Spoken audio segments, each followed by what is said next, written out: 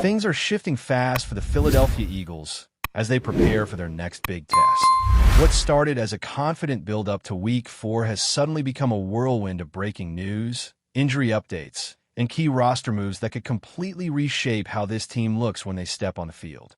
From big-time injuries to surprise additions, unexpected releases, and a rising star beginning to steal the spotlight. This week has had it all. And right in the middle of that chaos is Jordan Davis, a name that's quickly becoming impossible to ignore in Philly. Let's start with what's fresh.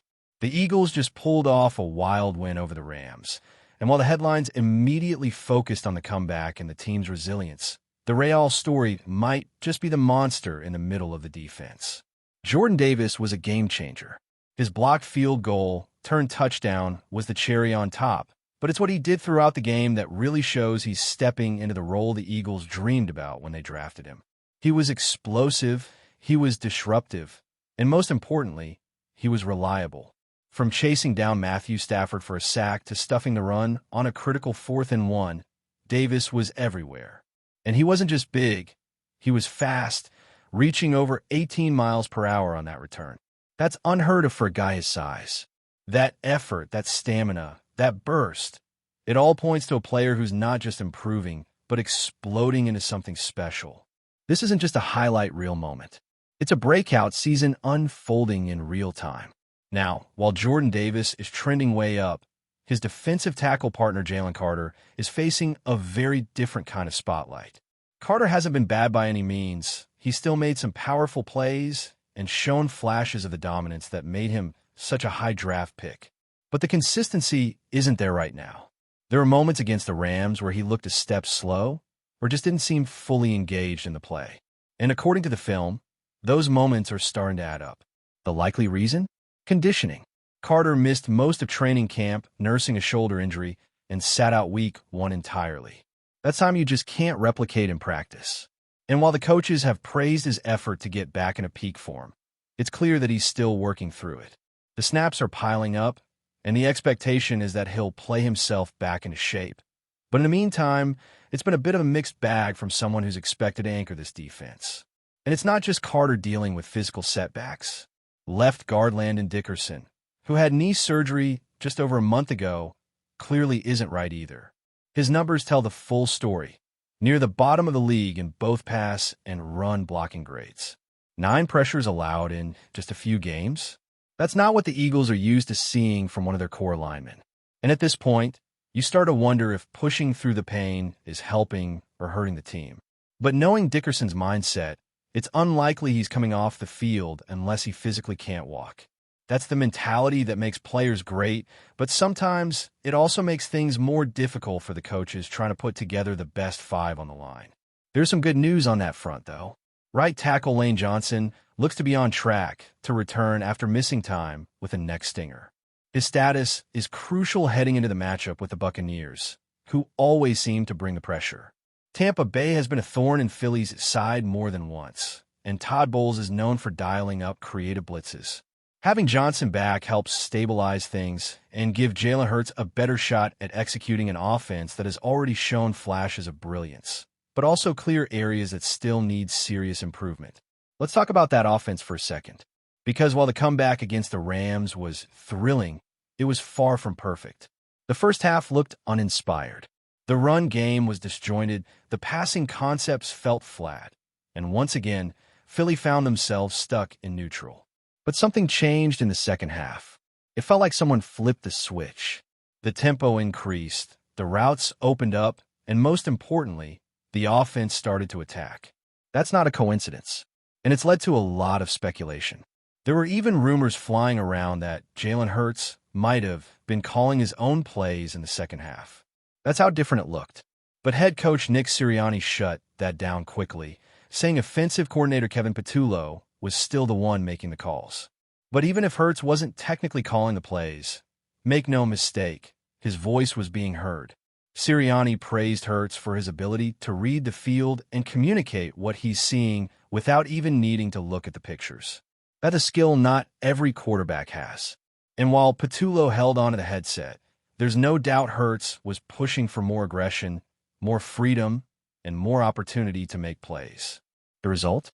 A A second-half explosion that got the Eagles back in the game and helped seal the win. And Hurts isn't alone in feeling that way.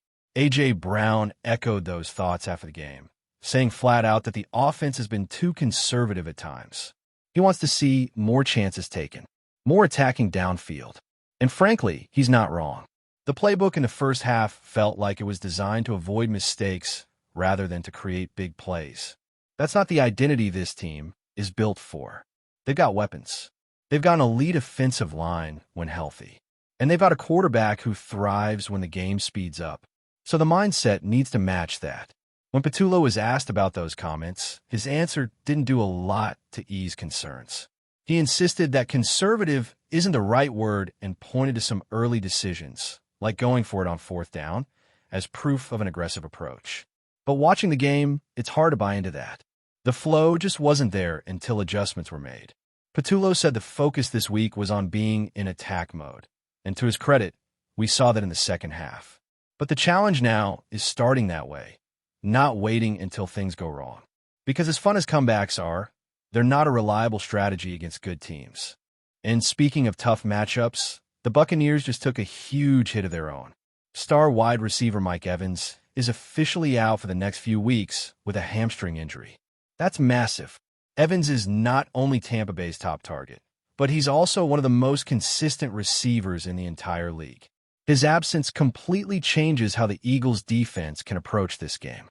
It's never ideal to face a team missing their top playmaker, but in this case, it gives Philly's secondary a much-needed break, especially since they're dealing with injury concerns of their own. With multiple starters potentially sidelined, including Adoree Jackson and Jackson Bennett, the door may finally open for rookie Khalil Ringo to get a shot. Vic Fangio has hinted that this might be the week, and all signs point to Ringo stepping into a bigger role. This is a big moment for the young corner. He didn't win the starting job in camp, but he's kept his head down, contributed heavily on special teams, and stayed ready. Now, with the team banged up, he gets a chance to prove he belongs on the big stage. That opportunity doesn't come often, especially on a defense this deep. So how Ringo performs could have lasting implications, not just for this game, but for the rest of the season. And the injuries just keep coming. Wide receiver Darius Cooper is the latest name to hit the list, going down with a shoulder injury that might land him on injured reserve. In response, the Eagles signed Xavier Gipson, a young receiver who brings something the team has been sorely lacking: reliable returnability. Philly's return game has been shaky at best, and Gipson could help stabilize that area immediately. He's averaged nearly 10 yards per punt return and over 26 per kickoff return since entering the league. Numbers that could help flip field position and give this offense shorter fields to work with. But the most surprising development of all came when the Houston Texans suddenly released former Eagles safety and Super Bowl champ C.J. Gardner-Johnson. The move caught everyone off guard, especially since he hadn't even played 4 games with the Texans. Naturally, Eagles fans started buzzing about a possible reunion, but might not be as simple as just picking up the phone. NFL rules can get tricky, especially when it comes to re-signing recently traded players. There's speculation that because CJ was traded and didn't last 4 games, the Eagles may not even be allowed to bring him back unless he clears certain technicalities. Even if it was possible, there's another layer to consider. Reports suggest that one reason Philly moved on from CJ in the first place was due to off-field concerns. Combine that with the fact that Houston reportedly released him for similar reasons, and suddenly a reunion feels far less likely. And let's not ignore the fact that rookie Andrew Makuba has been making some serious noise in the secondary. He's playing fast, hitting hard, and showing real promise. If the Eagles are getting what they need from a young, ascending player, and avoiding potential drama in the process, it's hard to justify bringing CJ back, no matter how popular the move might be. So yeah, the last few days have been chaos in Philly. Injuries piling up, play calling debates, roster moves, and emerging stars. This team is right in the middle of the storm. But despite all that, they're still undefeated, still sitting at the top of the NFC East, and still winning tough games. If they can find a way to clean up the execution, get a little healthier, and start games the way they finish them, this team has the tools to be truly dangerous. Of course, Even with all the injuries, the speculation, and the inconsistencies, the foundation of this Eagles team is still incredibly strong. And that's what makes this next stretch of the season so important. This isn't just about trying to stay undefeated. It's about sharpening the identity of this team before the tougher matchups start stacking up. And what's clear is that this team is still figuring itself out in key areas. Offensively, it's been a weird mix of high potential and low rhythm.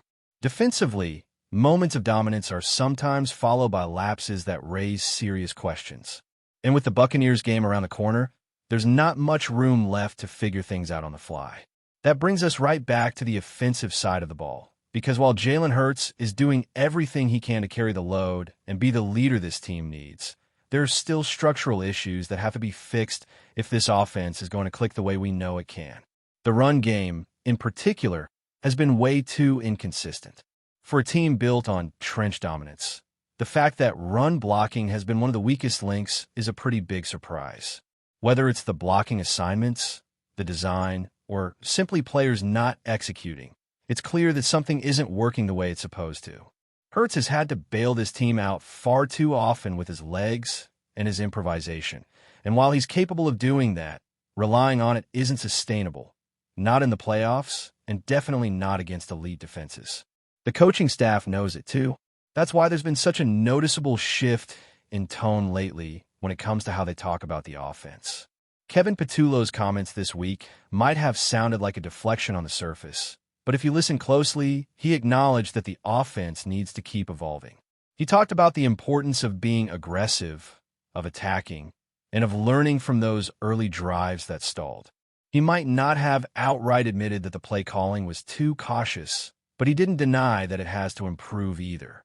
And the good thing is, the second half against the Rams actually gave us a blueprint of what this group can look like when they stop trying to play it safe and just go out and take control. More quick reads, more deep shots, more variety. It looked like the Eagles' offense we all expected to see from the start. Before we continue, don't forget to subscribe to our channel and give this video a like. Your support helps us keep delivering the latest updates on our Philadelphia Eagles. And don't be shy. Share your thoughts on the news in the comments below. Whispers have been swirling in the NFL world this week, and at the center of the storm is none other than Joe Buck. The veteran broadcaster, known for his straight-shooting commentary and decades behind the microphone, apparently let slip some less than flattering remarks about the Philadelphia Eagles, igniting a firestorm among fans and analysts alike. According to insiders close to the network, Buck's comments were made during a casual segment that was never intended to go viral. But in the age of social media, nothing stays private for long. While the exact words are still under debate, sources claim Buck questioned the team's strategy and even hinted at a lack of discipline on the field. Fans of the Eagles, who have been riding high after recent playoff runs and roster reinforcements, were quick to respond, flooding social media with a mix of disbelief and outrage. Memes and reaction videos circulated almost instantly, turning what might have been a passing remark into a full-blown talking point across sports networks and fan forums. Of course, not everyone is taking Buck's critique at face value. Some commentators suggest this could be a classic case of rivalry-fueled hyperbole or even a deliberate nudge to spark debate. In a league where every pass, sack, and turnover is dissected under a microscope, a single comment from a high-profile announcer can carry disproportionate weight. Meanwhile, Eagles insiders reportedly shrugged off the controversy, emphasizing that their focus remains on the upcoming season and a rigorous training schedule. The rumor mill, however, shows no sign of slowing. Pundits are speculating whether Buck's criticism will impact his future commentary during Eagles games, or whether it might subtly shift the narrative around the team as they prepare to face some of the league's toughest opponents. One thing is certain. The moment Joe Buck spoke, the Eagles fan base, and the NFL community at large, was reminded that even seasoned broadcasters can stir the pot with a few candid words. Whether this will fade as another fleeting sports rumor or morph into a storyline that defines the season remains to be seen. But for now, all eyes are on both Buck and the Birds. That's it for this update. If you enjoyed the video and want to stay updated with exclusive news about our Philadelphia Eagles, be sure to subscribe to our channel and hit that like button. We can't wait to hear your thoughts in the comments. See you in the next video.